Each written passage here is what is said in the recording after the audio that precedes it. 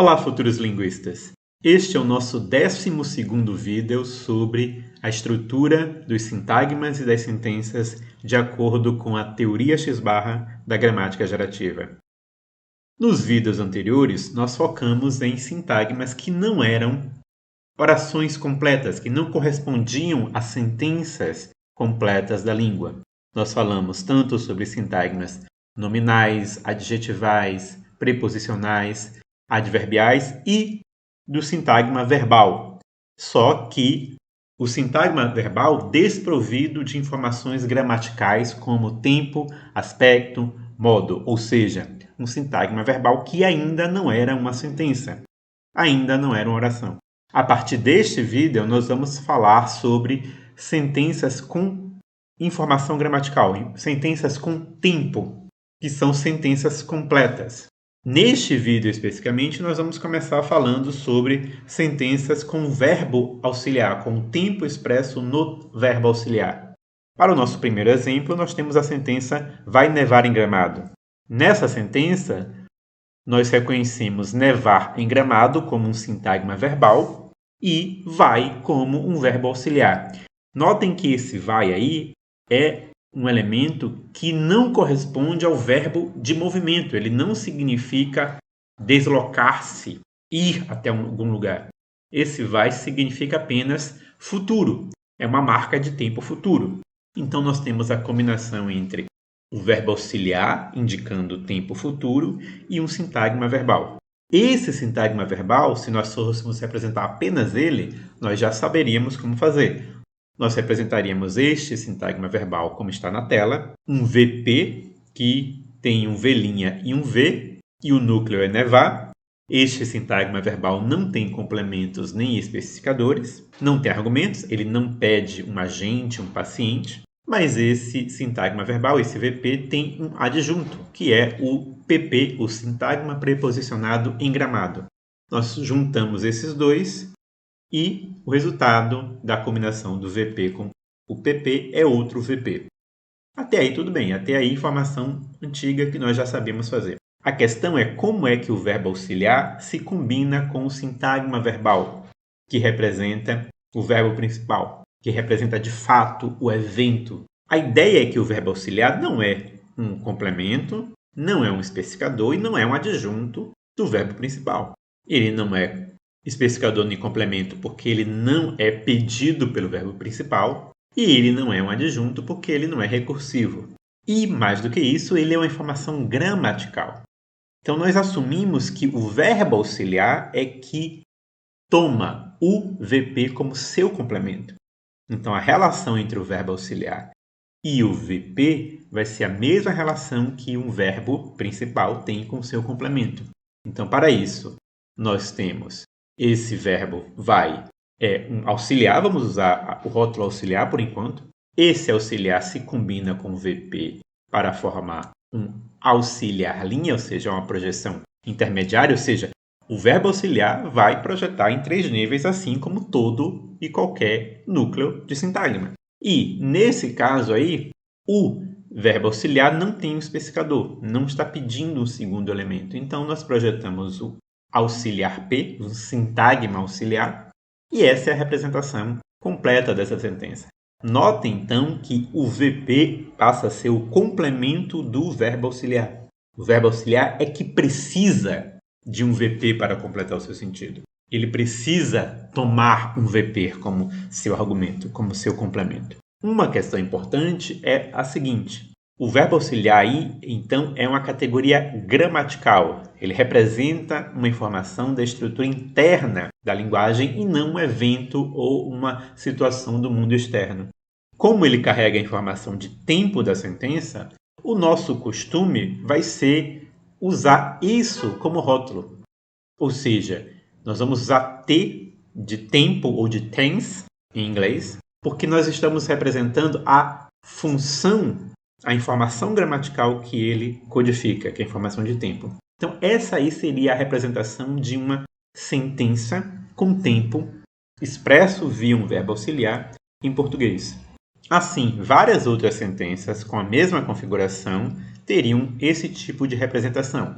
Então, em vai chover muito no domingo, nós temos um VP chover muito no domingo, que vai ser complemento do auxiliar vai. E o vai projeta um TP.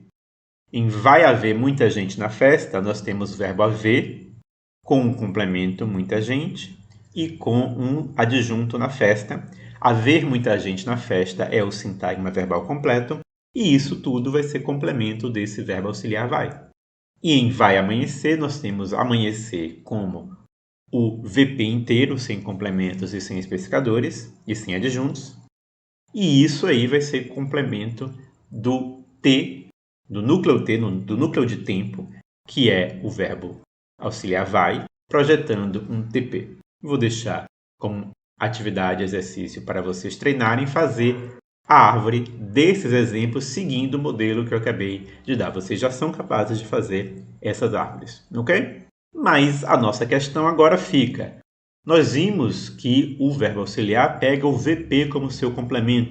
Mas será que verbos auxiliares, será que esse TP, será que esse núcleo de tempo também pode ter especificadores? E a resposta à nossa pergunta é sim, ele pode ter especificadores. Nesse exemplo, nós temos eles vão pintar as paredes. Notem aí uma questão. O verbo auxiliar mudou de forma, ele deixou de ser singular e passou a ser plural. E esse plural foi disparado pelo eles, pelo sujeito da sentença. O sujeito da sentença, então, vai ser o especificador de tempo. Ele vai disparar na informação gramatical a ideia de plural ou de singular, a depender de qual for o sujeito. Então, como é que a gente faria a representação dessa sentença? Primeiro, atentem que, apesar de ele ser um sujeito e ser especificador do verbo auxiliar, eles também é agente do verbo pintar. Ele também é um argumento do verbo pintar, ele é um especificador do verbo pintar. Então, como é que a gente faria isso? Vamos começar por esse VP, então, nucleado por pintar. Nós teríamos isso aí como nosso sintagma verbal. O verbo pintar é o núcleo, o NP, as paredes, é o complemento, que recebe a interpretação de paciente, e o NP, eles, é o especificador, recebe a interpretação de agente da ação de pintar. Okay? E como a gente aprendeu, esse VP vai ser complemento do verbo auxiliar. Então, o verbo auxiliar, projetando um T, vai se combinar com o VP e essa união, essa combinação projeta o T'. E depois projetamos o TP. Por enquanto, essa é a nossa configuração, porque nós estamos agora no início da construção da sentença. O eles surge como argumento de pintar. Ele é um argumento semântico de pintar. Ele é o agente desse verbo. Só que o verbo auxiliar precisa de um elemento para ser o seu sujeito, para ser o sujeito sintático da sentença. Então, esse mesmo NP eles, que já estabeleceu uma relação semântica com pintar, vai agora estabelecer uma relação sintática com o verbo auxiliar. Então, ele vai se mover, ele vai sair dessa posição onde ele já pegou a informação semântica e vai para a posição de especificador do TP, para entrar num processo de concordância, uma relação sintática com esse verbo auxiliar. Então, nós temos aí uma primeira estrutura, que foi a anterior, e agora uma modificação dessa estrutura para gerar uma outra configuração, para gerar a configuração final dessa sentença. Em teoria gerativa, esses dois momentos da construção da sentença são chamados de estrutura profunda e estrutura superficial, ou seja, a primeira estrutura em que nós estamos apenas representando o que é que cada elemento pediu imediatamente, em que o NP eles ainda está na posição interna ao sintagma verbal, é a estrutura profunda. Depois que há operações sintáticas que modificam essa estrutura, nós temos a estrutura superficial. E aí nós temos a sentença na sua versão completada, na sua versão terminada, como ela vai ser enviada para ser pronunciada posteriormente. Ok? Então, percebam que nós estamos, com isso, deixando claro que ser argumento do verbo, ser argumento externo do verbo, não é a mesma coisa que ser o sujeito da sentença. Inclusive porque nós sabemos que há situações em que o sujeito não é o argumento externo. Em Sentenças passivas, por exemplo, é o objeto direto que vira o sujeito. Ser argumento é uma relação semântica que o sintagma estabelece com o verbo e com o evento expresso pelo verbo. Ele vai ser em relação ao verbo agente, paciente, experienciador, etc, etc. Para essas relações semânticas, vocês podem conferir a playlist que existe aqui no canal sobre papéis temáticos, em que eu falo um pouco sobre os principais papéis temáticos que são citados na literatura linguística sobre o tema. Continuando, ser sujeito não é uma relação semântica. Ser sujeito é uma relação sintática que um sintagma estabelece com o tempo gramatical, disparando a concordância entre o sujeito e o elemento que carrega o tempo gramatical. Ok? Outra coisa importante é que nós vimos então que um constituinte inicia em uma posição sintática, ele iniciou na posição de especificador do VP, do sintagma verbal, e foi movido, ele foi deslocado para outra posição sintática, a posição de especificador do TP. Isso é uma coisa importante porque a propriedade de movimento e de deslocamento é uma propriedade básica das línguas humanas.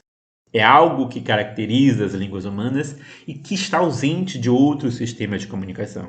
E é uma propriedade que acontece em vários contextos. Acontece em interrogativas, em passivas, em topicalização, clivagem, em vários outros tipos de configurações, de tipos de sentenças. Então, quando nós estamos dizendo que esse argumento externo do verbo se move para outra posição, nós não estamos inventando a roda. Nós estamos identificando um processo sintático extremamente comum que acontece nas línguas e que, neste caso, explica a dupla relação que esse sintagma tem. Ele tem, ao mesmo tempo, uma relação semântica com o verbo principal e uma relação sintática com o verbo auxiliar. Então, nós ficamos por aqui. Até a próxima e Deus abençoe vocês.